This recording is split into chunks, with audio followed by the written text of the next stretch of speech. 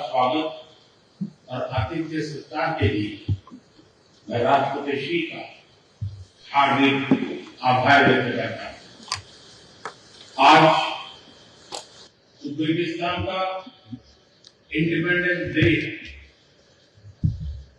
कल किर्गिस्तान का राष्ट्रीय दिवस था। इस अवसर पर मैं दोनों लीडर्स को बधाई और शुभकामनाएं देता हूं। एक्सेलेंसी, पिछले 24 वर्षों में एससीओ का पूरे यूरेशिया क्षेत्र की एक्सटेंडेड फैमिली को जोड़ने में बहुत महत्वपूर्ण योगदान रहा। भारत ने एक सक्रिय सदस्य के रूप में हमेशा कंस्ट्रक्टिव और सकारात्मक भूमिका निभाई है। एससीओ को लेकर भारत की सोच और नीति 3 मुख्य स्तंभों पर आधारित है। एससीओ, एस सिक्योरिटी, सी कनेक्टिविटी, ओ अपॉर्चुनिटी। पहले स्तंभ एस यानी सिक्योरिटी के संदर्भ में मैं कहना चाहता हूं कि सुरक्षा, शांति और स्थिरता किसी भी देश के विकास का आधार है। किंतु इस मार्ग में आतंकवाद, अलगाववाद और अतिवाद बड़ी चुनौतियां हैं। आतंकवाद सिर्फ किसी देश की सुरक्षा ही नहीं, बल्कि पूरी मानवता के लिए एक साझा चुनौती है। कोई देश, कोई समाज, कोई नागरिक अपने आप को इससे सुरक्षित नहीं समझ सकता। इसलिए आतंकवाद से लड़ाई में भारत ने एकजुटता पर बल दिया। इसमें एससीओ रेड्स की बहुत महत्वपूर्ण भूमिका रही। इस वर्ष भारत ने जॉइंट इंफॉर्मेशन ऑपरेशन को लीड करते हुए अल कायदा और इससे जुड़े आतंकी संगठनों से लड़ने का इनिशिएटिव किया।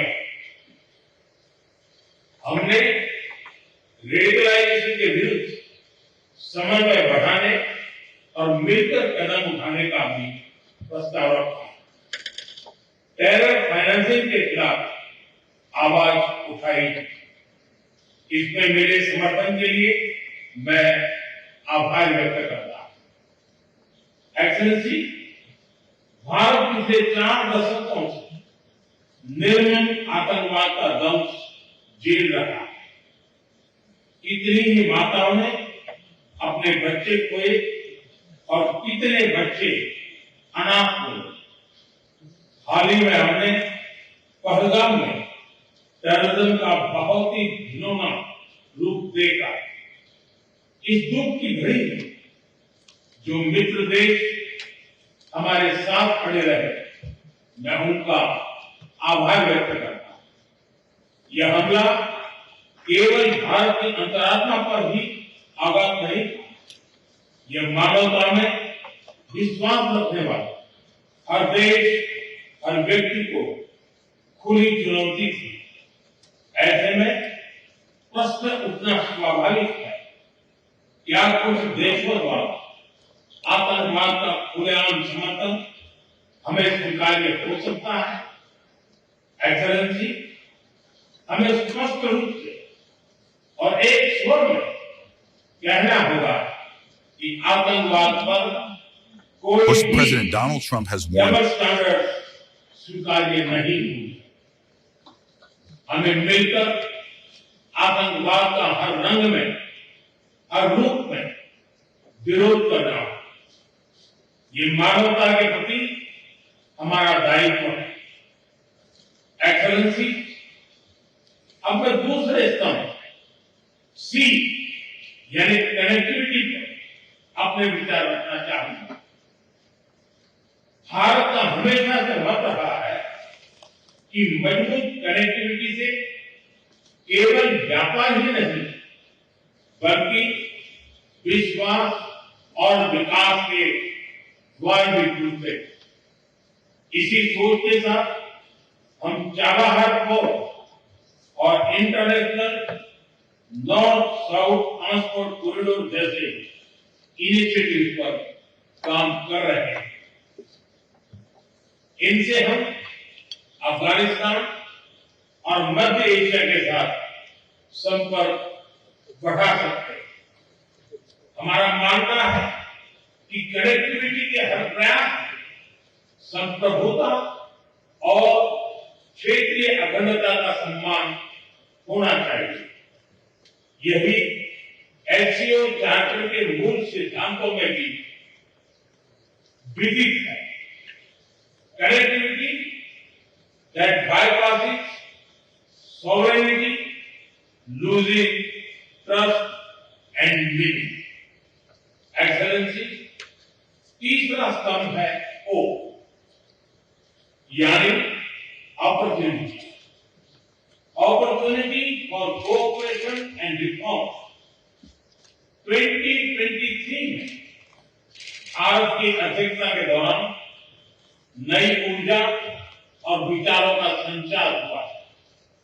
स्टार्टअप और innovation, traditional medicine, youth empowerment, digital inclusion और शेयर्ड बुद्धिस्ट हेरिटेज जैसे नए विषयों को अपने सहयोग में जुड़ा।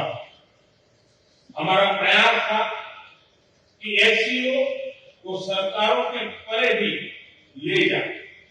सामान्य मानवी, यंग साइंटिस्ट, स्कॉलर्स और स्टार्टअप को भी आपस में जोड़े।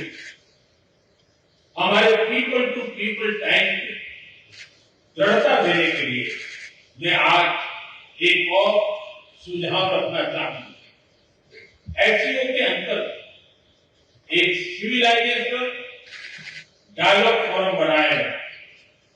इससे हम अपनी प्राचीन सभ्यताओं, कला, साहित्य और परंपराओं को वैश्विक मंच पर साझा कर सकते हैं। एक्सेलेंसी, आज भारत रिफॉर्म, परफॉर्म, ट्रांसफॉर्म के मूल मंत्र पर आगे बढ़ रहा है।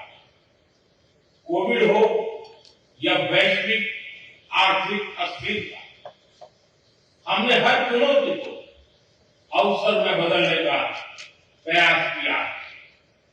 हम लगातार वाइड रेंजिंग रिफॉर्म पर काम कर रहे हैं। इसे देश में विकास के साथ साथ अंतर्राष्ट्रीय सहयोग के लिए भी नए अवसर खुल रहे हैं।